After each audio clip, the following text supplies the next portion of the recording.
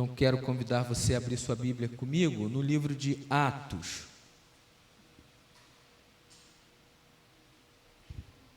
Nós tivemos alguns probleminhas técnicos nas duas mensagens, se eu não me engano, anteriores, que estão dentro desse tema aí de fazer discípulos.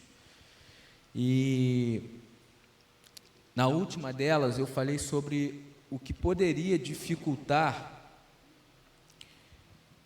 a tarefa de fazer discípulos, uma vez que, ao pregar o Evangelho, ao anunciar o reino de Deus, como consequência disso, vão fazer parte da chamada igreja visível aqueles que são parte do povo de Deus e aqueles que nós não temos condição de dizer quem é e quem não é, mas aquilo que a igreja chama de trigo, mas também chama de joio. Enquanto a gente prega o Evangelho, não é o nosso papel simplesmente trabalhar como os ceifadores, os que vão colher, sabe? Porque às vezes a gente, em meio a essa demanda de anúncio, às vezes a gente há uma tendência para tal. E aí eu falei que, por exemplo, um dos problemas que pode dificultar essa continuidade da obra que Jesus começou, e aí eu citei o casal Ananias e Safira naquela ocasião, é a hipocrisia.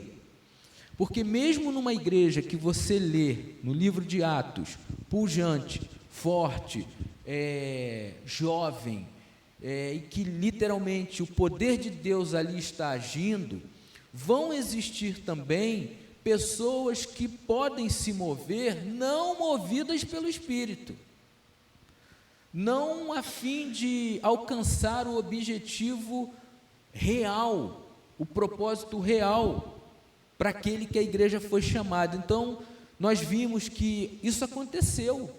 A hipocrisia é um empecilho e é um caminho de morte. Por isso eu citei o exemplo de Ananias e Safira, que literalmente morreram. Foi aquilo causou um temor e tremor diante de todas as pessoas ali. Por quê? Porque eles decidiram jogar para a torcida, fazer alguma coisa que ninguém lhes pediu, a partir de um olhar de alguém que fez algo movido pelo Espírito de Deus, desejou partilhar o que tinha, Barnabé, e enfim, eles olharam para aquilo, se sentiram atraídos por aquilo e disseram: vou fazer isso também, só que não com a mesma convicção de Barnabé. E Pedro vai dizer: vocês podem mentir aos homens, mas vocês não podem enganar a Deus. Então, enquanto a igreja vai anunciando o Evangelho, nós vamos ter que lidar com essas questões. É possível que exista entre aqueles que formam a igreja visível pessoas que não necessariamente fazem parte do todo, mas não necessariamente elas fazem parte do todo, do jeito que Deus olha, lá no íntimo, só Deus vê. Então, eu tratei disso. A hipocrisia é uma coisa para a qual eu e você temos que olhar e tentar, pela graça de Deus, se esforçar no sentido de pedir que o Senhor nos sonde e que a gente olhe para as nossas motivações, para que elas estejam alinhadas ao fazer algo para a glória de Deus, e nesse caso, fazer discípulos, alinhados com a verdadeira razão de ser da vocação da igreja, não para fazer discípulo para si, não para fazer doações que apontam para você, não para fazer nada que engrandeça o nome de homem algum. E aquele era um dos problemas. Hoje eu quero falar, a partir de Atos 10, sobre uma ação poderosa de Deus.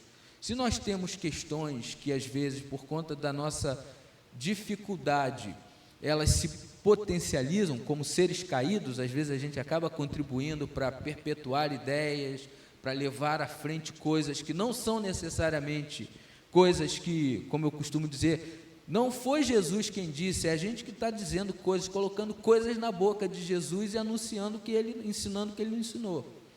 Por outro lado, nós precisamos aprender que temos em nosso favor algo poderoso, alguém agindo poderosamente para que essa obra continue.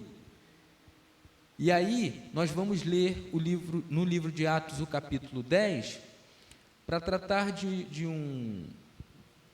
uma passagem que eu acho que contribui muito para o nosso entendimento de como fazer isso, e as motivações para fazer isso, e com que confiança devemos fazer o que fomos chamados para fazer, anunciar o Evangelho.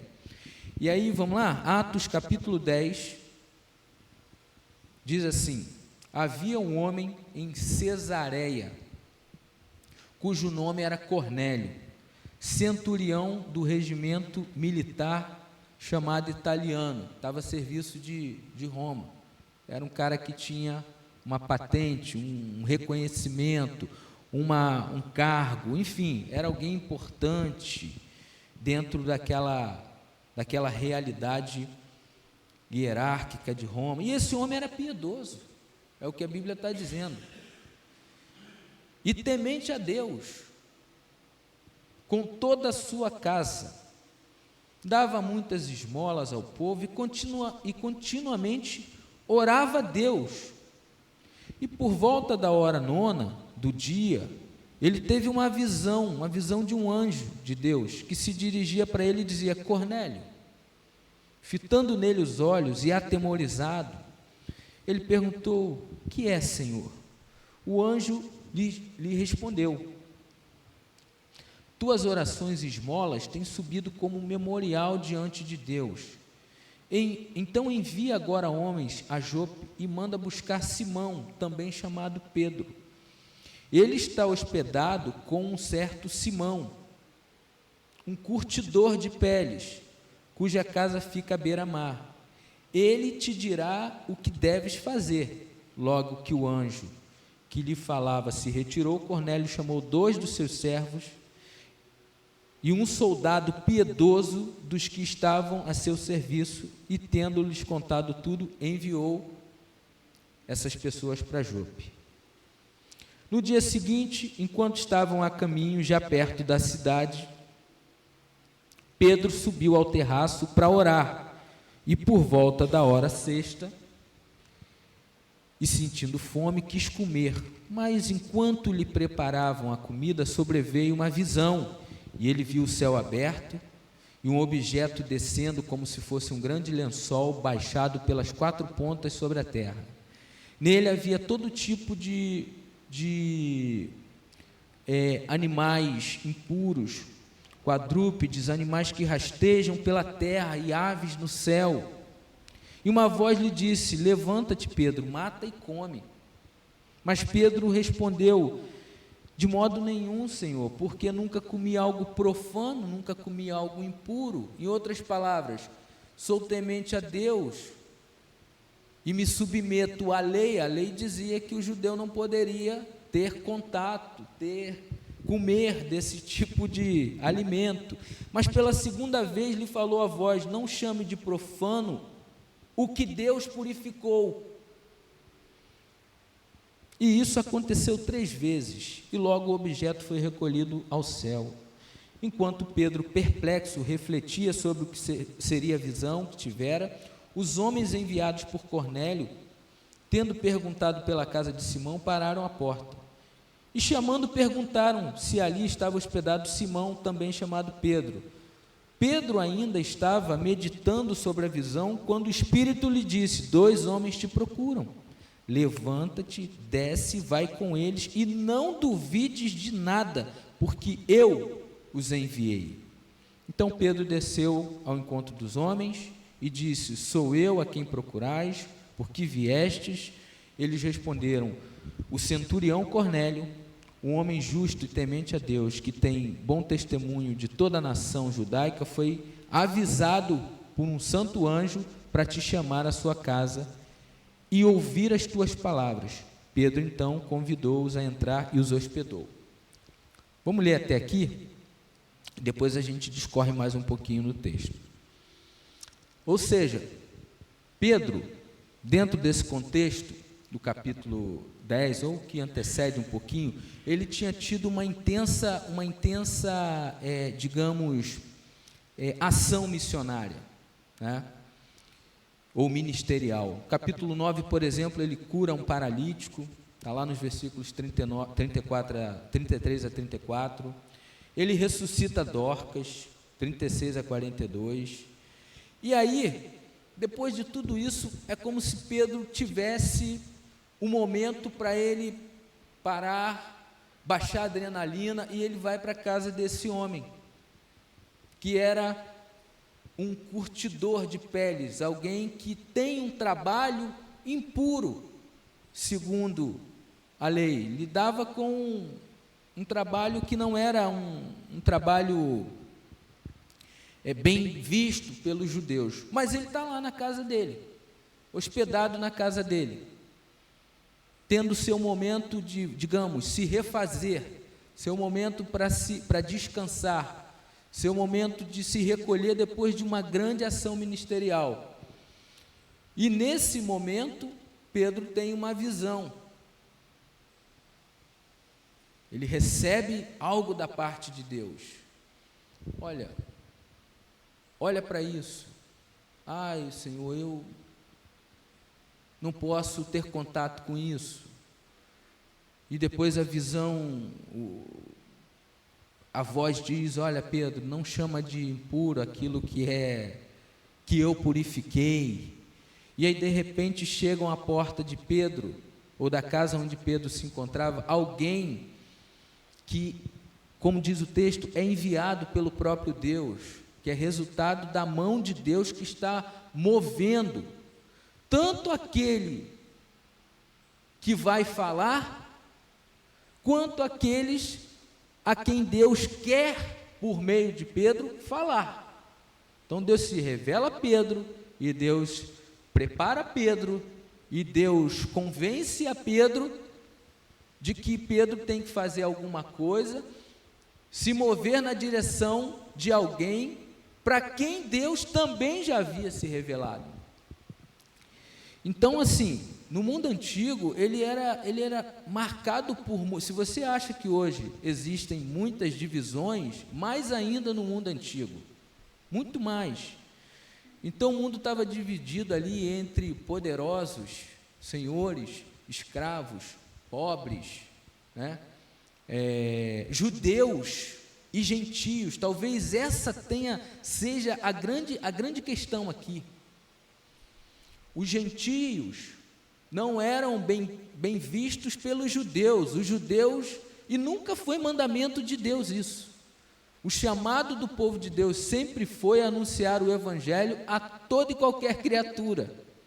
Mas dentro de uma cultura, de uma questão, uma imposição cultural, dentro de um olhar equivocado religioso, dentro de um arcabouço cultural que colocava em xeque a profissão de fé deles, Pedro se vê desconfortável. Mas lembra como que a gente já leu aqui em Atos 1:8? Vocês vão pregar em Jerusalém, em Samaria, já passamos de Samaria. Nós estamos no capítulo 10. Embora, curiosamente, o apóstolo Paulo, que é chamado de o apóstolo dos gentios, mas quem inaugura, quem abre as portas para os gentios, por assim dizer, é Pedro. Vocês vão permanecer em Jerusalém, mas o negócio não vai ficar em Jerusalém. Vocês vão para a Judéia, Samaria. Então o evangelho está em franca expansão, a igreja está crescendo. E agora nós temos aqui, nessa narrativa, alguém que tem uma dificuldade para entender o propósito de Deus. E uma dificuldade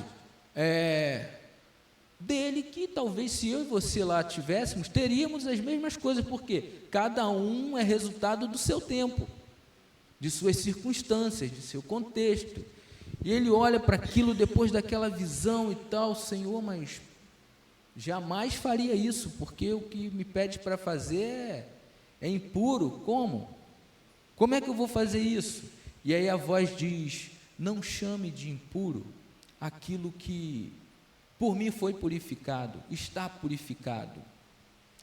E aí a gente sabe que, continuando o texto, no dia seguinte Pedro levantou-se, versículo de número 23, melhor dizendo, capítulo 10, verso 23. Pedro então convidou-os a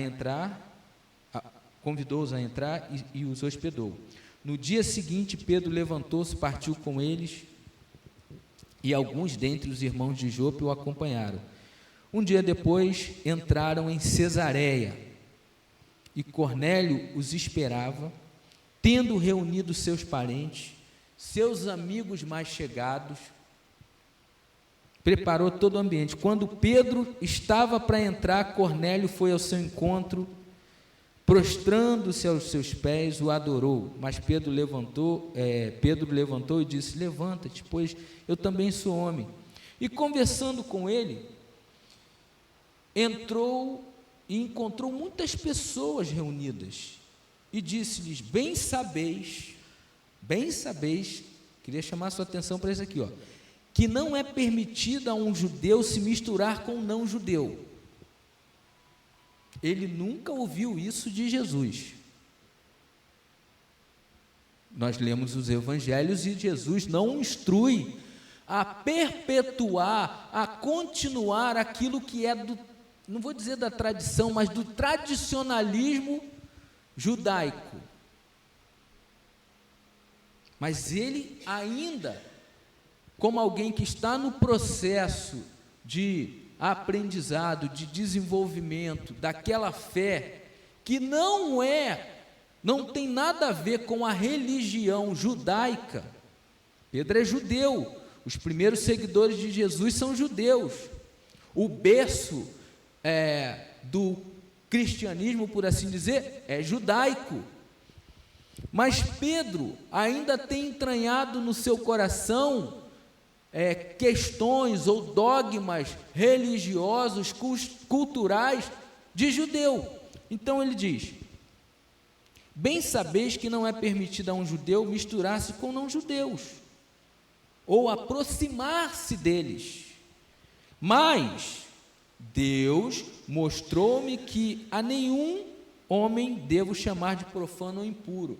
Então ele sabe, aquela constatação, é assim que todo judeu pensa, mas por revelação, pela graça de Deus, por amor de Deus, pela misericórdia de Deus, Deus me chamou, Deus me enviou, Deus me mostrou que a nenhum homem devo chamar profano ou impuro. Portanto, sendo chamado, vim sem objeção. Aí ele chega lá e diz o texto: por que me mandaste chamar? Então Cornélio disse: faz 4 dias que eu estava orando na minha casa, a hora 9, quando de repente um homem com roupas resplandecentes apresentou-se a mim e disse: Cornélio, a tua oração foi ouvida e tuas esmolas foram lembradas diante de Deus. Manda buscar Simão, também chamado Pedro. Ele está hospedado, enfim, o que a gente já leu, na casa de Simão curtidor. E aí mandei, verso 33, logo te chamar e fizeste bem em vir.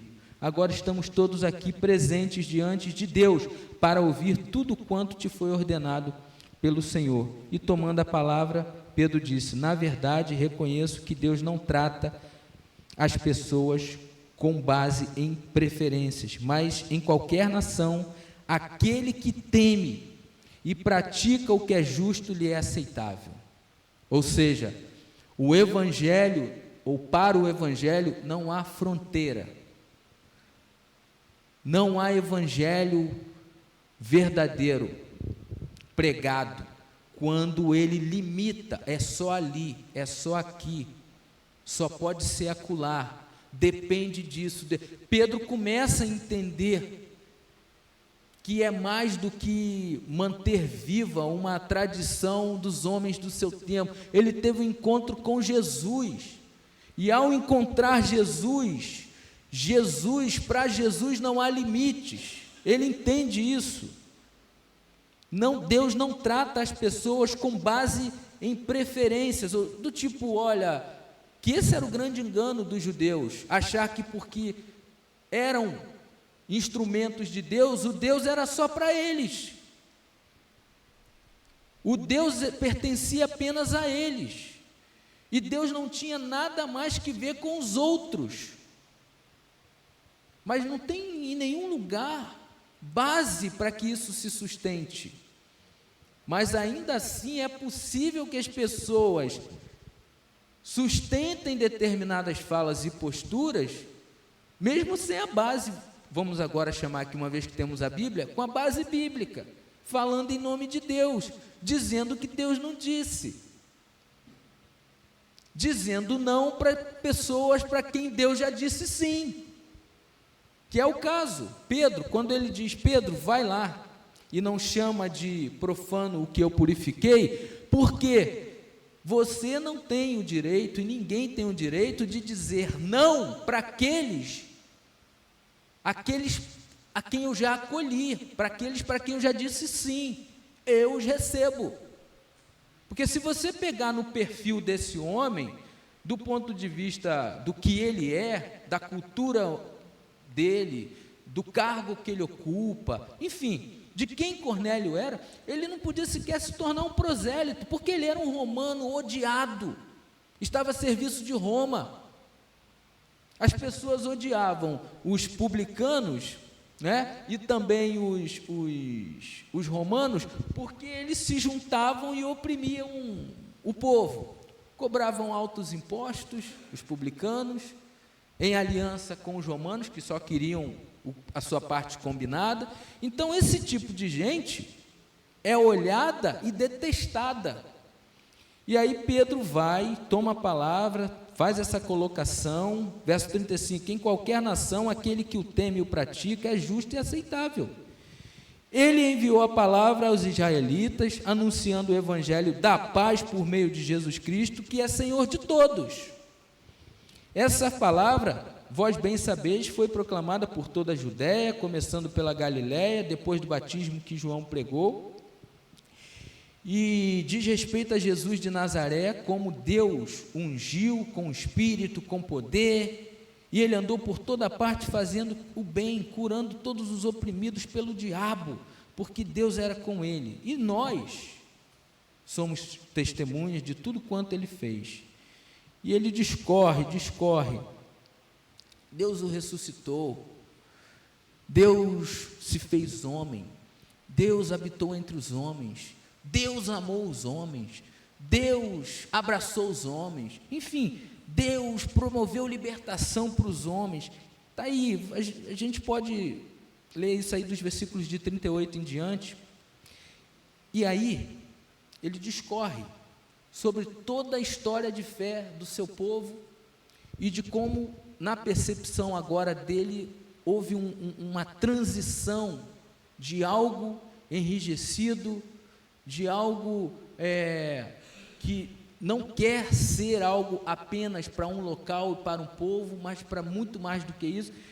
E aí no verso 44 diz, enquanto Pedro dizia essas coisas, o Espírito Santo desceu sobre todos os que ouviam a palavra.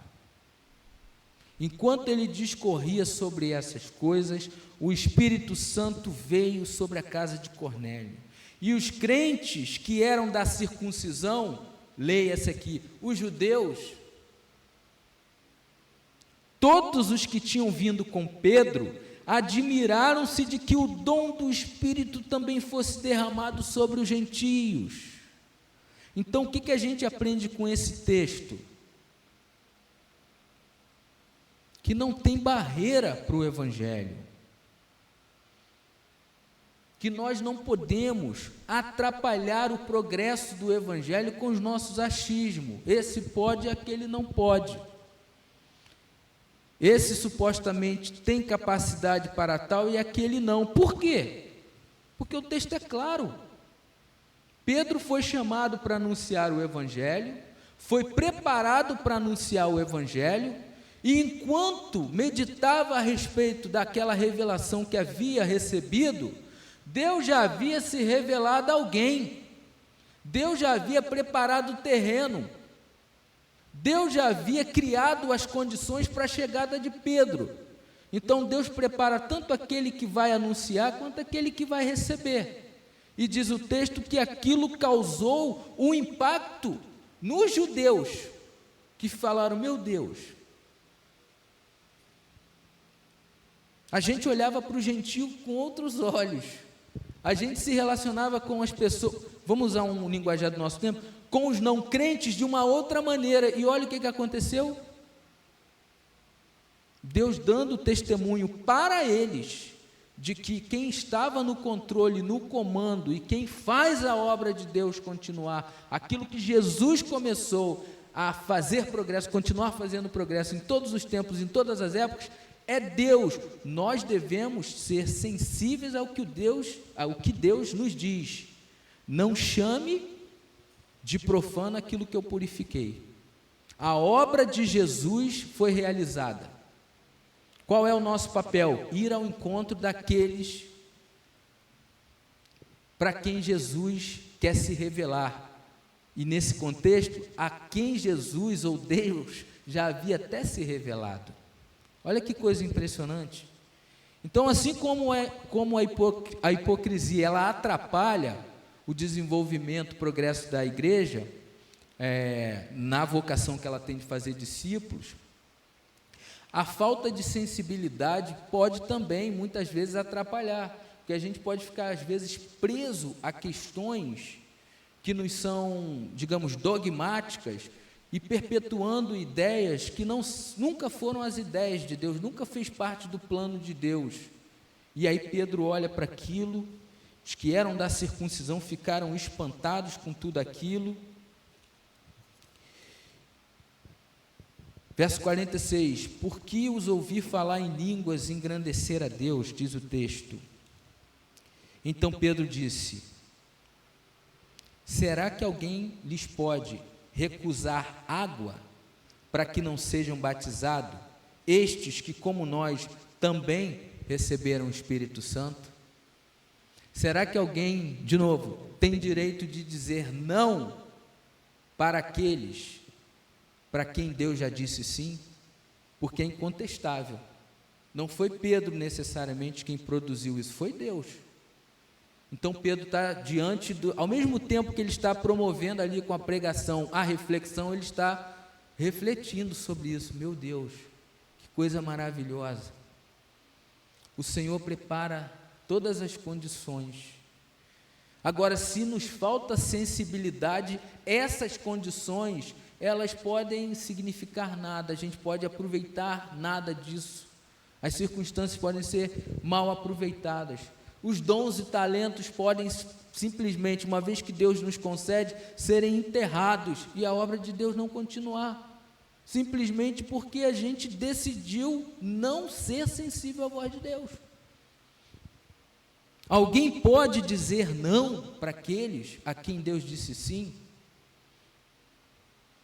Fica essa pergunta: será que alguém pode recusar água para que não seja batizado, estes que, como nós, também receberam o Espírito Santo?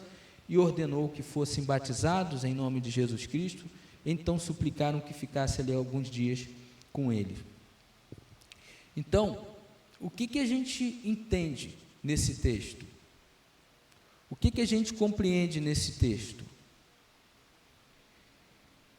É que o que pode ser limite para mim e para você, e a gente tem como gente do nosso tempo, às vezes por conta da bagagem que a gente carrega, do contexto que faz parte do nosso histórico, de uma série de fatores, que podem ser fatores limitantes e, consequentemente, podem atrapalhar o progresso do Evangelho. Nós precisamos compreender que, em favor de nós, existe alguém que o tempo todo está agindo poderosamente. E ainda assim, ao invés de nos anular, digamos assim, nos retirar de cena, porque de fato Ele não precisa da gente para fazer nada, Ele nos permite que ainda assim a gente realize algo em Seu nome, para a glória do Seu nome. O que a gente precisa aprender? Nós precisamos ter sensibilidade para dar ouvidos ao que Deus está dizendo, porque é só assim que os nossos achismos vão ficando para trás, os nossos dogmas vão caindo. E aí a gente se espanta quando está diante daquele que supostamente Deus não diria sim para ele. De repente o testemunho é o contrário. O testemunho está dizendo, Deus está dizendo sim para eles, enquanto eu posso estar recusando algo para ele, quando Deus se oferece por inteiro. Então não tem barreira étnica, social, cultural, religiosa, não tem para o Evangelho. O Evangelho supera, o Evangelho distante, é distinto de tudo isso. É por isso que eu sempre faço a ressalva, há diferença entre Evangelho e religião. A religião perpetua aquilo que sempre foi assim. Sempre foi assim, não vamos fazer diferente. Se Pedro entra nessa, talvez não tivesse ele aqui a oportunidade de ver mais um ato de testemunho para ser testemunhado e anunciado da parte de Deus, porque aquela situação, imagino eu, que produziu mais encorajamento e fé, aumentou a fé de Pedro, porque ele estava diante de algo que, como homem do seu tempo, poderia não experimentar. Mais à frente, isso aqui ainda vai ser tema de discussão, porque ainda vai existir aquela questão de, vem cá, o que a gente fala para os gentios? A gente continua pregando a lei para eles, submetendo eles à circuncisão, ou eles ficam fora disso? Está lá no capítulo 15, no concílio de Jerusalém. Essa discussão ainda vai existir. Então, o que eu queria chamar a sua atenção nessa manhã é para isso. Nessa manhã, o que a gente aprende com esse texto é que Deus está aqui preparando cada um de nós, ao longo da sua jornada, ao longo com suas virtudes, com suas luzes e com suas sombras, preparando cada um de nós, e preparando pessoas para estarem diante de nós, para que o anúncio do Evangelho seja realizado, a proclamação do Evangelho ela aconteça a partir de você. O que nos cabe fazer, o que nos resta fazer como instrumentos de Deus, é ouvirmos, é darmos ouvidos, é ter coração, mente e ouvidos sensíveis à voz de Deus, para que pode ser que Deus te peça alguma coisa que para você hoje você diga, isso é estranho, isso não se enquadra, não foi assim que eu aprendi, mas o Evangelho está dizendo, é assim que deve ser feito. Seja sensível a isso. E talvez seja o momento de interromper, de romper com achismos, com dogmas, com tradições que são passadas há tanto tempo, de geração a geração, e que podem, na verdade, não ter relação nenhuma com o Evangelho. E que podem, por causa disso, não permitir que você que tem o privilégio de anunciar o Evangelho, leve isso à frente nos moldes que Jesus deseja que seja feito. Então Deus está preparando você e Deus está preparando pessoas. Deus está preparando você com suas questões e Deus está preparando pessoas com as questões delas. E o que nós temos em comum entre o que professamos e talvez entre aqueles que vão ouvir o que professamos, é o Evangelho. É isso que vai produzir os efeitos, tanto na gente como neles. E isso sendo produzido pelo poder, essa ação poderosa de Deus, nós poderíamos dizer que a salvação está ao alcance de todos. A salvação está ao alcance de todos. A obra de Jesus já está realizada, para o bem de todos. Para o bem de todos. E o que de melhor a gente pode fazer, quanto maior é a sensibilidade que você tem na sua relação com Deus, melhor vai ser o entendimento e vai atrapalhar menos na obra que você é chamado para fazer, na obra que você é chamado para realizar. Então, não chame de profano aquilo que Deus disse está purificado. Agora, Como é que você vai ter esse discernimento?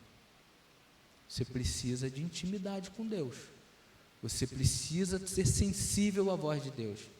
Você precisa permitir que em seu coração Deus coordene as ações.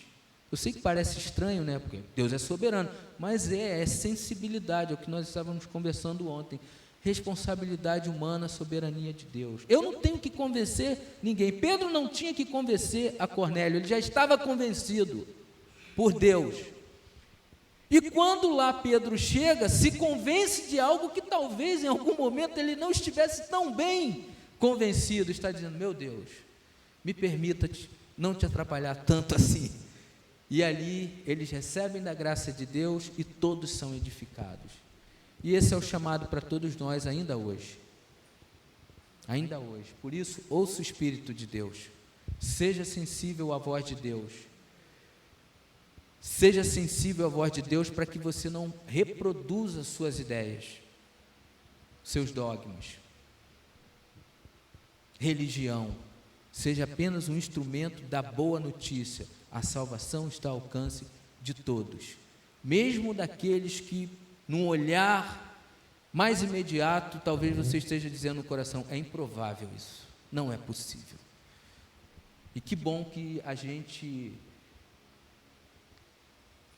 possa ter experiências como a de Pedro, levar um susto, Deus dizendo: é possível, porque eu sou Deus, quem faz a obra sou eu sou soberano. E ele se convence daquilo, se espanta e certamente cresce também em encorajamento e fé para que o Evangelho continue sendo anunciado. Amém?